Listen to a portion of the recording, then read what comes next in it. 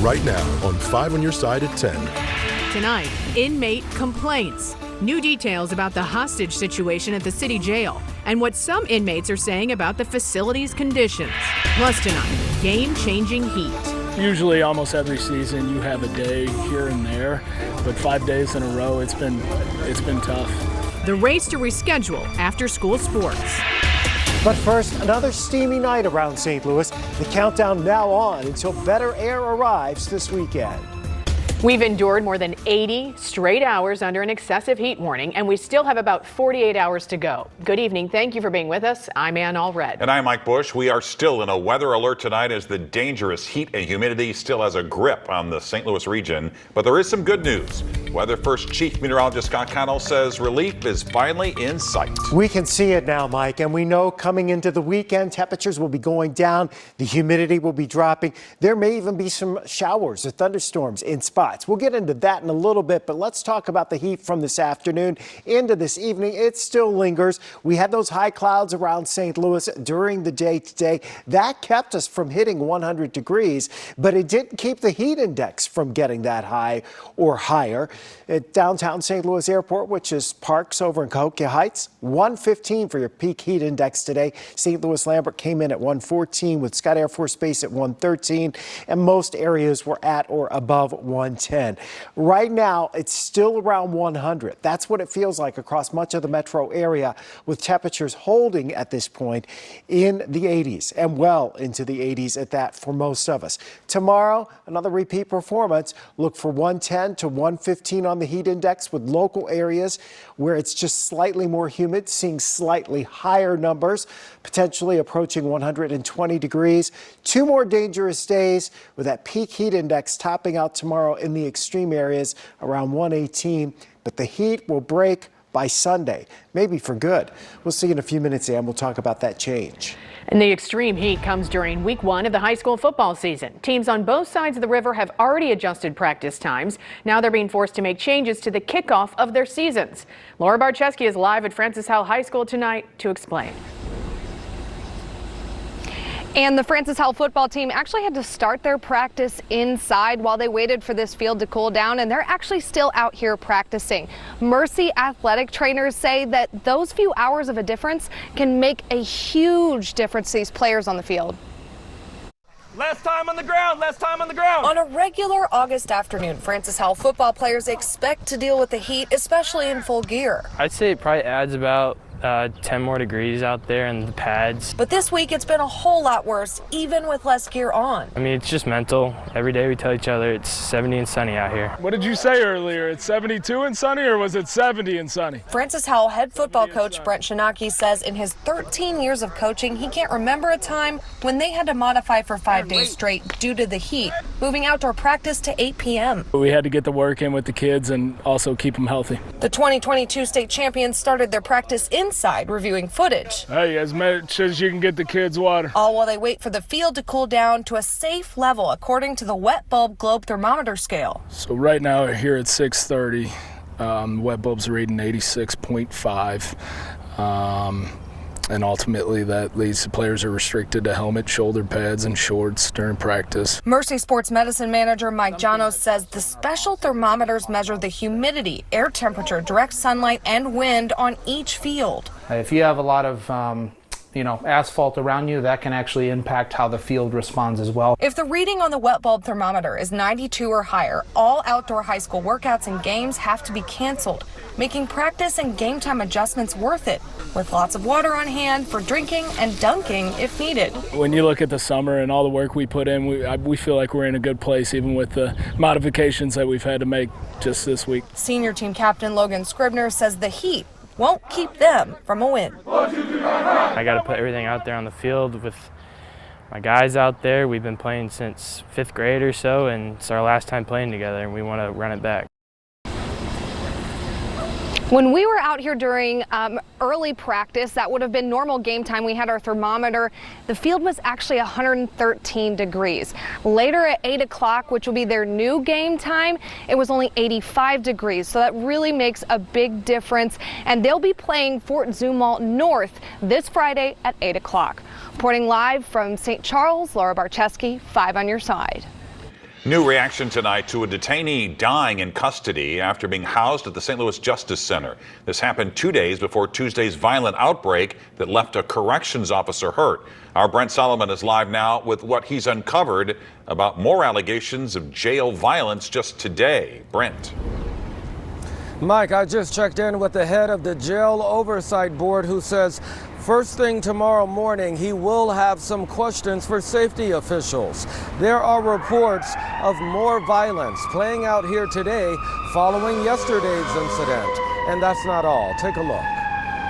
And I don't like what I hear and what I see going on at that jail. Sheriff Vernon Betts speaking candidly after learning detainee Carlton Bernard died Sunday while in custody.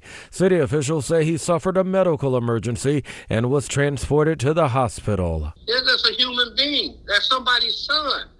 That's, somebody's father, somebody's child.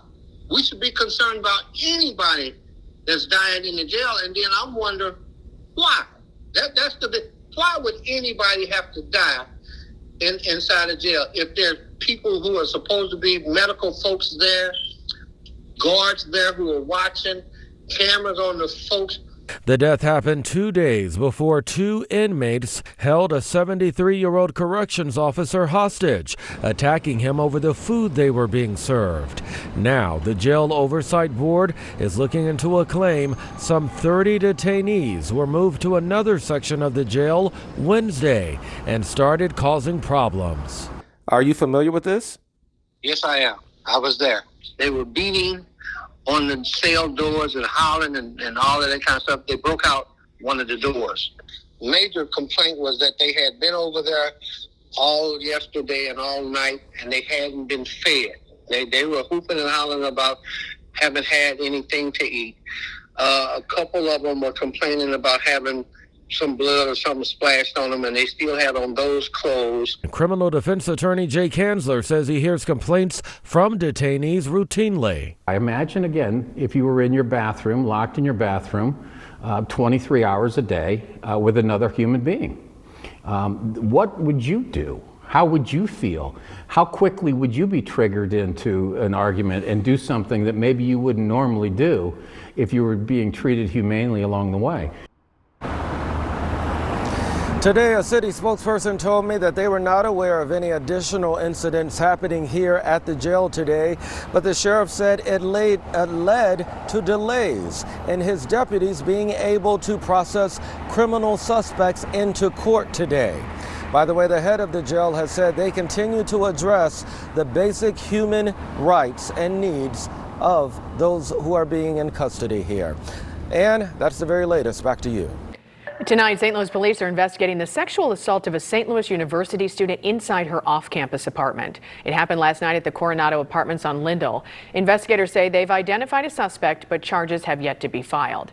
Many SLU students live in the building located across the street from campus, but it's not affiliated with the university. Just last week, a deadly shooting took place outside the same apartment building. Police say Jalen French was shot and killed during a drug deal.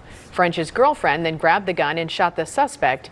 He was taken to the hospital. Tonight, Illinois State Police are investigating a death at a rest stop. Troopers were called to the Gateway rest area along eastbound I-64 in St. Clair County just before 12:30 today. That's just east of Scott Air Force Base and Mid-America Airport.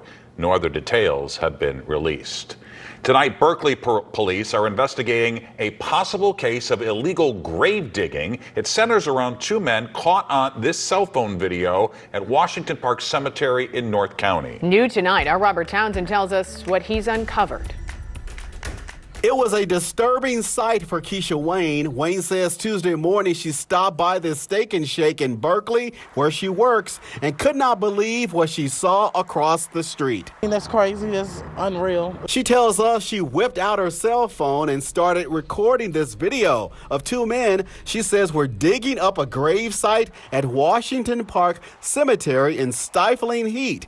Wayne says the men have been digging up the grave for the past 2 weeks and were there for hours on Tuesday. The one older man said that they paid somebody to dig up the body, but they got ripped off. So they took it upon themselves to dig up the body. I do feel sorry for him. I was amazed.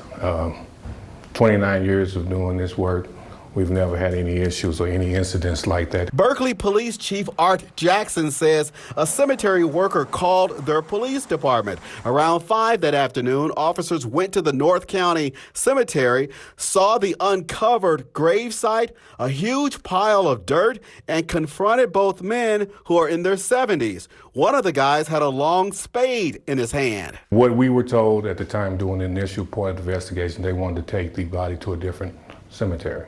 Why? Still under investigation. They were taken into custody, and then we had to release them just because of the age and the fact that they was out there in that heat. Police say one of the men is from Texas. His friend lives in North County. We are blurring their faces because they have not been charged. It's sad. Washington Park Cemetery is a 103-year-old, predominantly black cemetery. Kevin Bailey tells 5 on Your Side his Amazing Grace LLC has owned the cemetery since 2009.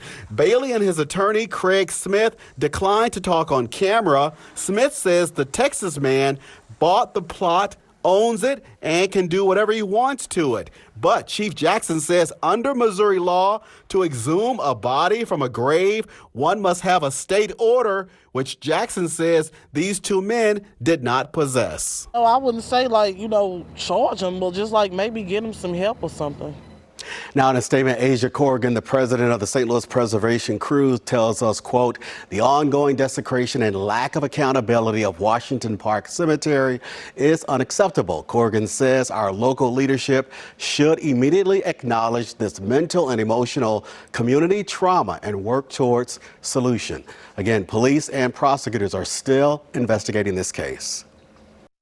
Tonight, Republican rivals spar on the debate stage. I've had enough already tonight of a guy who sounds like ChatGPT. The notable absence as the frontrunner prepares to turn himself in. Making ends meet and trying to put food on the table. Tonight, the interactive map leading struggling families to help. And we're timing out the arrival of more seasonable air as we head toward the weekend. Why the rain chances are overall quite low despite the incredibly muggy conditions in place. Tonight, 8 Republicans vying to be the Donald Trump alternative for the GOP ticket in 2024 faced off on the debate stage for the first time in Milwaukee, and it got heated quickly. The last person in one of these debates, Brett, who stood in the middle of the stage and said, what's a skinny guy with an odd last name doing up here, was Barack Obama, and I'm afraid we're dealing with the same type of amateur standing on stage tonight. Come over and give me a hug. Give me a hug just like you did to Obama. This is exactly why Margaret Thatcher said, if you want something said, ask a man. If you want something done, ask a woman. GOP frontrunner Donald Trump, who's up by 50 points, skipped tonight's debate, doing a pre-taped interview instead. Tomorrow, the former president will surrender in Georgia, where he's facing charges of trying to illegally overturn the state's 2020 election results. All but 2 candidates, Christie and Asa Hutchinson, said that they would support Trump as the Republican nominee, even if he's convicted. Attention Schnucks shoppers, reward members can now redeem rewards points at the self-checkout. Up until now, you could only do it at a traditional checkout lane. Customers can also start buying gift cards at the self-checkout. Putting food on the table, it's been harder this year with the end of the pandemic hunger relief program. In Illinois, there's a tool that not only helps people find free food, it also helps locate places that take vouchers and other benefits. Our Michelle Lee explains how it works in tonight's Making Ends Meet.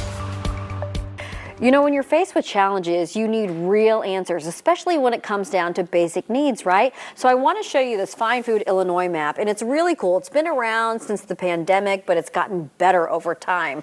And not only, if you click on something, you're going to see what's open, when it's open, and also what benefits they accept. This service is important because it addresses food insecurities and nutrition insecurities. With the click of a mouse, you can check out a great food resource in Illinois. Just search online for Eat, Move, Save, and you're going to find the Illinois Extension food map that helps you make healthier choices on any budget. You plug in your zip code or city name and find out who is offering what from food banks, meal sites, farmers markets, grocery stores, and what benefits they take.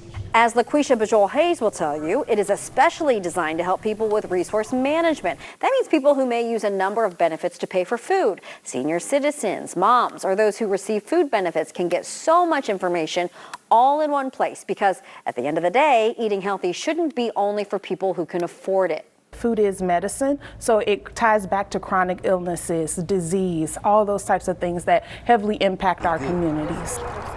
Yeah, good. Clicking the map might lead you to the folks at Lansdowne Up in East St. Louis, a group that strives to support nutrition education with a community garden. That group also serves the community with housing, work programs, and so much more. It's one of many dots on the map, making it easier for people to connect to basic needs during tough times. But we are facing those times, and we have for a long time. It's just bringing it to the light.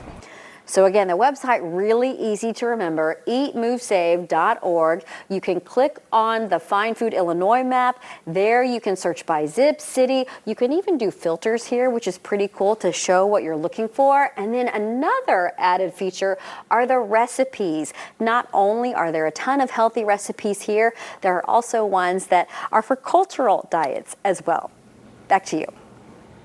Well, this Friday, it's time to tackle hunger as Marquette and Lafayette high schools meet on the football field. Students at both high schools hope to win bragging rights with the most food donations. Neighbors Credit Union is sponsoring Tackle Hunger. Donations will go to Operation Food Search, benefiting families here in the St. Louis area.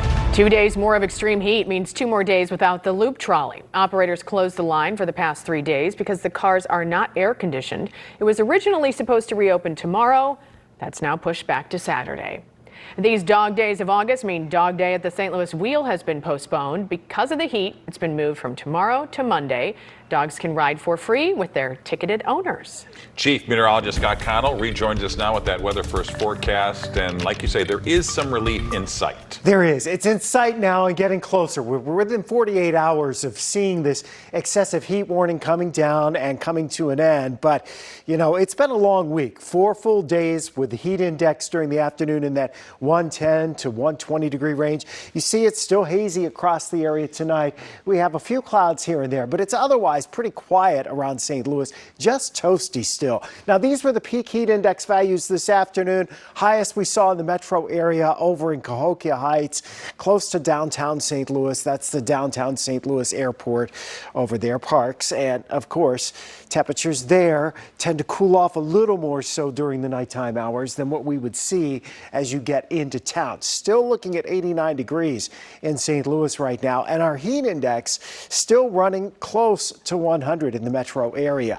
79 out of Warrenton, 82 over in Greenville. Farmington's around 80 now. Temperatures, well, they're backing off around the area, in the outlying areas in particular, but we still have heat index values in many locations that are above 90 degrees. So it just never really cools off during the overnight hours. These high clouds that we saw this afternoon that kept us from hitting 100, they're sliding away from the region. The big heat dome that's in and across St. Louis, that is going to finally start to shift away and weaken somewhat. We've been in near record territory with this at the upper levels, not necessarily so much of what's in the record books, you know, that we see in our daily statistics, but just what we have not seen this time of year in a weather pattern. Now, that moves back, so the heat dome eases. That puts us in this northwest flow aloft. It will allow some more seasonable air to head our way. But that's as we head into Friday night and Saturday and into Sunday. Tomorrow, again, you're still looking at some spots with the heat index values. They could be 115 to 120. As we go into Friday, we're still above 110 for the heat index in a lot of spots. So still spend that time in the air conditioning. Got to keep checking on our neighbors, especially our seniors, making sure everybody's staying hydrated, not overexerting yourself. And then on Saturday, we may see a couple of showers around, especially in the morning. And there's the potential even into Sunday we could see something as well develop. But right now it's a pretty low rain chance, more clouds, and look at that, Sunday, only 83 for the high temperature. That's going to be the best feeling 83 degrees I think we've seen in a long time. So the excessive heat warning continues into Friday. 10 p.m. That's when it's set to expire. It's still a little steamy on Saturday. We might even see an isolated shower or thunderstorm Friday afternoon with the heat and humidity. Is that upper level? This is where we get into trouble. When that upper level ridge and we break the big heat, when that starts happening, then you have to watch for disturbances. So that's what we'll watch heading into the weekend, but it'll feel so much better next week. It definitely will. Scott, thank you. Let's get to Frank. What's coming up? We have Luther Burden, we have Bradley Carnell, and we ask a question. Do free agents want to play for the Cardinals anymore?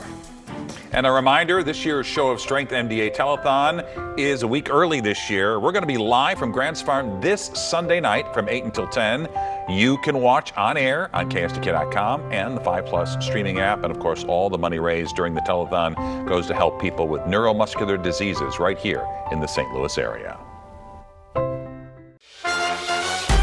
The Sports Desk is sponsored by Jim Butler Chevrolet, the Midwest's #1 Chevy dealer 10 years running.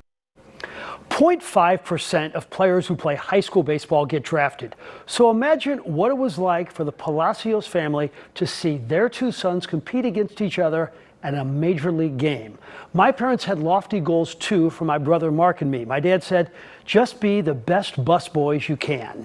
The parents of the Palacio brothers in the stands love the mom wearing those jerseys. And Richie Palacios had a wonderful series. 3 more hits today. Here an RBI double in the first at plated 2, Cardinals up 3-0. And you know who's quietly having another spectacular season? Nolan Arenado, a 2 RBI double. Nolan has 87 RBIs on the season, and the Cardinals beat the Pirates final 6-4. This 5 on Your Side St. Louis City SC coverage is sponsored by Together Credit Union. So the difference between Cardinal players and City SC players is when the Cardinal regular season ends, the players will pick up golf clubs. When the City regular season ends, they will be preparing for the playoffs. Who thought that scenario could happen? The man with the longest legs and shortest shorts on the team, Klaus, appears to be ready for Saturday in Orlando. But it's a tribute to Bradley Carnell that he could have his team in first place without his best goal scorer for 4 months.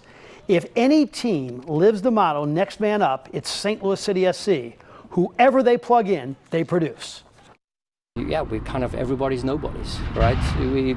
Guys joined us, weren't sure where their careers were going. We signed players nobody knew, my first head gig. So we embraced this challenge, and that's the beauty of this season, right? We don't want to change our spots. We want to, be this leopard who likes to prey.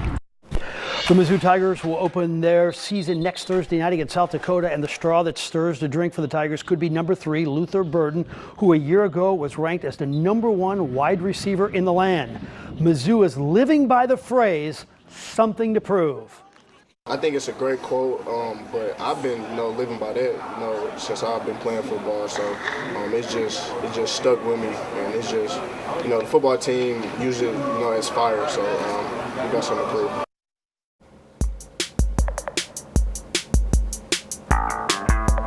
Finally tonight, some are under the impression that the Cardinals will be a quick fix. Get 3 pitchers and you're rocking and rolling. And I know that money talks, but when have the Cardinals ever won a bidding war? And will free agents want to come here? Yadi's not the catcher. The defense is not elite. You have an unproven pitching coach and a last-place team. And there are some fine free agent pitchers out there, too, this year. At the head of the class is Aaron Nola. He's 30 and has the swing and miss stuff the Cardinals crave. Blake Snell is also 30. He's leading the majors in ERA and strikes out 12 per 9 innings. Sonny Gray has a high total of strikeouts, 147, and a low earned run average. The man can pitch. Luis Urias is only 26 and comes from that uber-productive Dodger system. He has one of the best curveballs in the game. And then there's Michael Wacha, who's intriguing. He's gone to combine 21-4 over the last 2 seasons. Bill DeWitt is 81 years old. His net worth is about $4 billion. And this is his first real failure. Does he want to have a little less in his bank account and a few more wins for his team? And I know that spending doesn't translate to wins all the time, but you have to take a shot and convince a good pitcher St. Louis is a nice place to play, which it always has been and hopefully will be again. And that'll do it in sports. They've got a ways to go. Frank, thanks. A fall favorite returns tomorrow. Tonight, we're looking into the origins of the pumpkin spice craze. Well, it doesn't feel like autumn at all, but tomorrow you can start ordering the drink that started the whole pumpkin spice craze. Starbucks officially announced the seasonal return of its popular pumpkin spice latte today. This year marks the 20th anniversary of the PSL. One of its creators tells Fox Business that the concept started with a slice of pumpkin pie topped with a shot of espresso. Remember the baseball fan who went viral for sipping his beer through a straw he made out of a hot dog? Now Oscar Mayer is mass producing them. They're the same size, color, they have the same feel of a real hot dog, but these straws are not edible. You can pre-order them now on Oscar Mayer's website, so hurry up, folks. Christmas is coming. Well, I don't understand. So, like, why you would want that? it's like a plastic straw that looks like a hot dog, and that's and they're selling them, and people are going to buy them. Apparently. Jack Buck would not say that's a wiener for that, I don't think. There you have it. 5 on your side at 10. The Tonight Show starring Jimmy Fallon is next. Start your day with Today in St. Louis beginning at 4 a.m. and have a great tomorrow.